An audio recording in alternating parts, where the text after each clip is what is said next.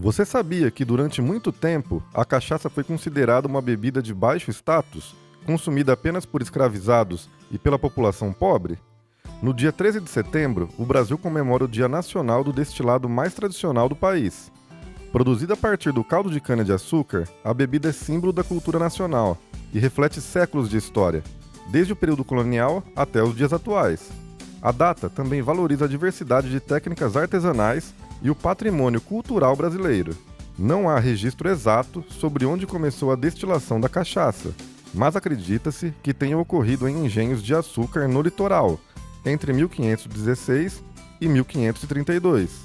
Assim, tornou-se o primeiro destilado da América Latina, antecedente ao pisco peruano, a tequila mexicana e o rum caribenho. A trajetória da cachaça teve início com os colonizadores portugueses, que trouxeram a técnica de destilação. Desde então, a cachaça evoluiu, ganhou diferentes cores e sabores e consolidou-se como uma iguaria apreciada por especialistas e turistas, deixando de ser associada apenas às camadas mais humildes.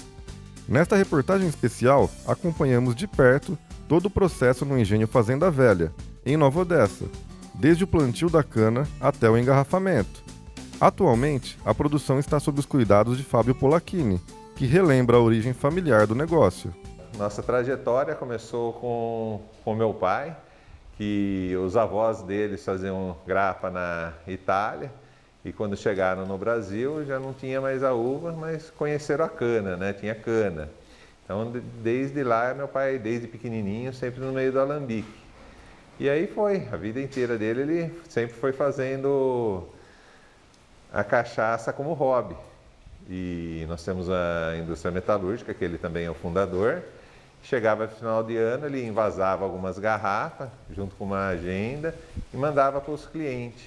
Até que tivemos a oportunidade de participar do concurso na Unesp, em Araraquara, com o professor Bosco, e ele acabou pegando em primeiro lugar uma premiação na categoria envelhecida. Ficou muito contente. A partir daí, ele começou a montar toda a estrutura nossa aqui do Engenho Fazenda Velha, né?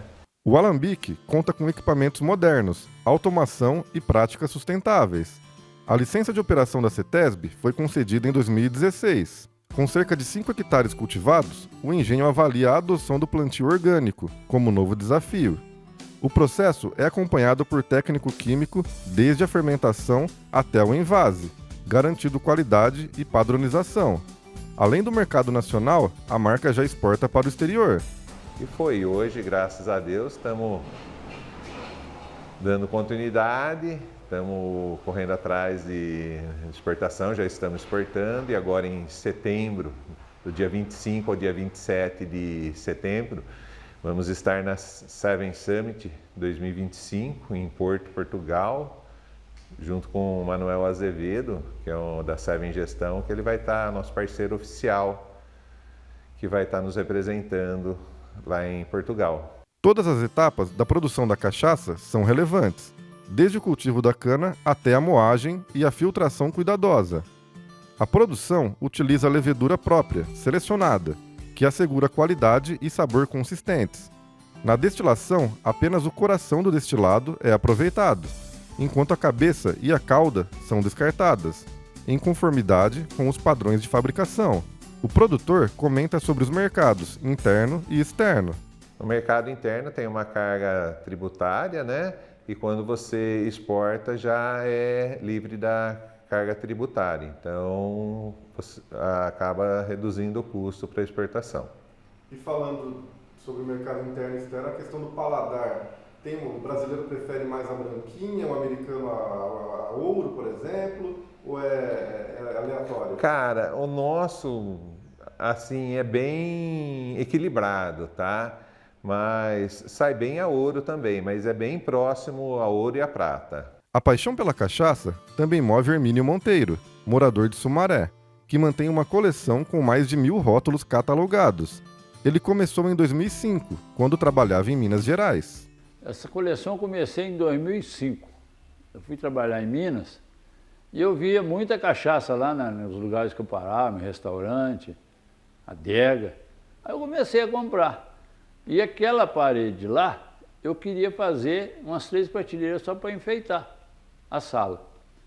E virou isso aí hoje com 1.061 garrafas. Todas catalogadas. Todas catalogadas.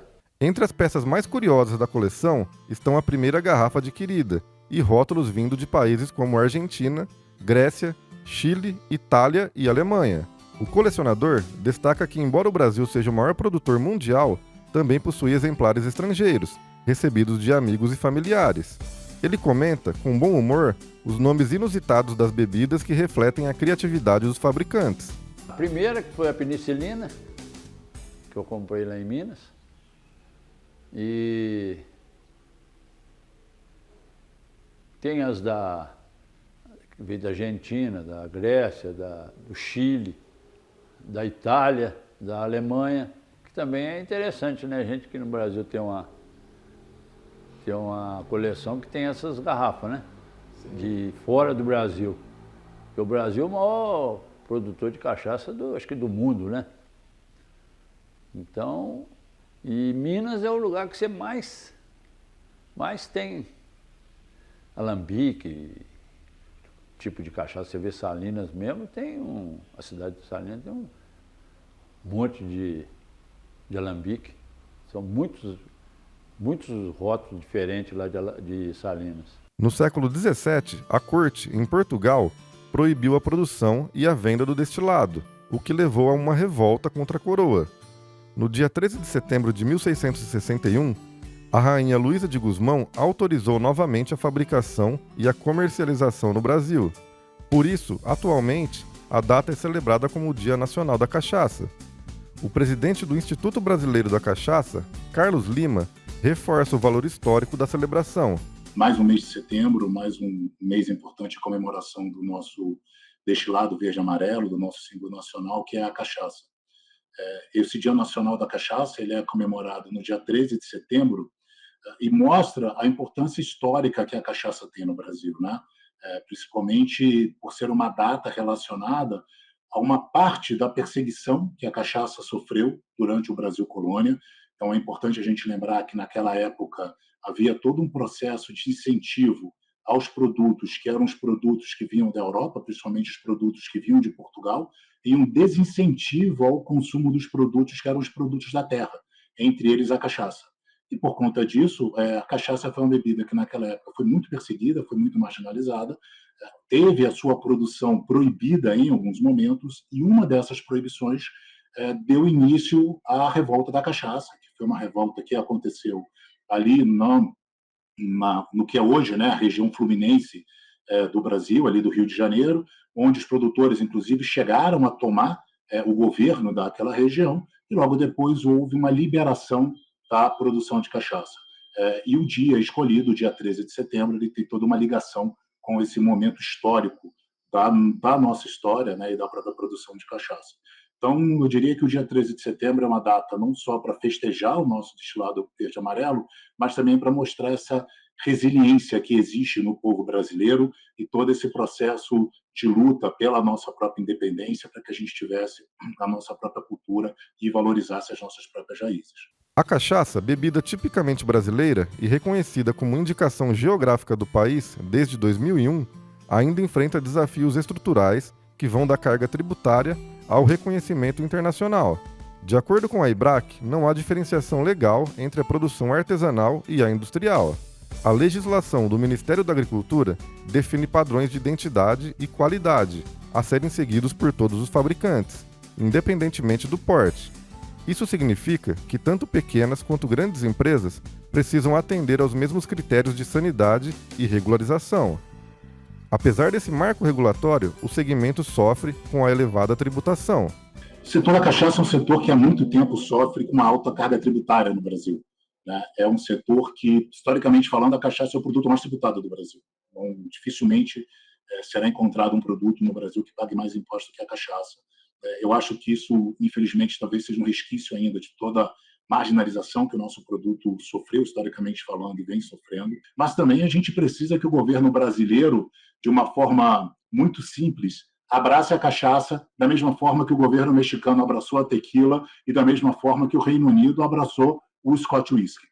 Apenas a partir do momento que o governo brasileiro realmente enxergar na cachaça um soft power brasileiro, eu acho que a gente vai ter o desenvolvimento dessa categoria, a exemplo do que acontece com os outros grandes destilados. Segundo o presidente do IBRAC, a cachaça é um dos produtos mais taxados do país, pagando um IPI 4 vezes maior do que o aplicado à cerveja, que representa cerca de 90% do mercado de bebidas alcoólicas. O setor também foi fortemente impactado pela pandemia da Covid-19. O fechamento de bares e restaurantes, principais pontos de consumo, provocou retração significativa. E é um setor que ainda não conseguiu se recuperar do impacto que a Covid trouxe à economia mundial, especialmente ao segmento de bebidas alcoólicas como um todo.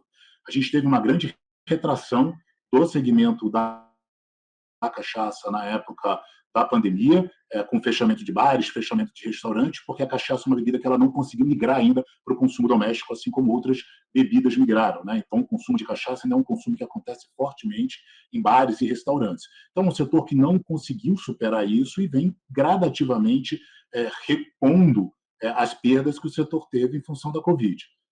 Claro que a gente tem um cenário positivo para o setor da cachaça nos próximos anos, mas esse cenário positivo vai depender muito do resultado da reforma tributária que está sendo discutida nesse momento. Diego Rodrigues, para a TV Todo Dia.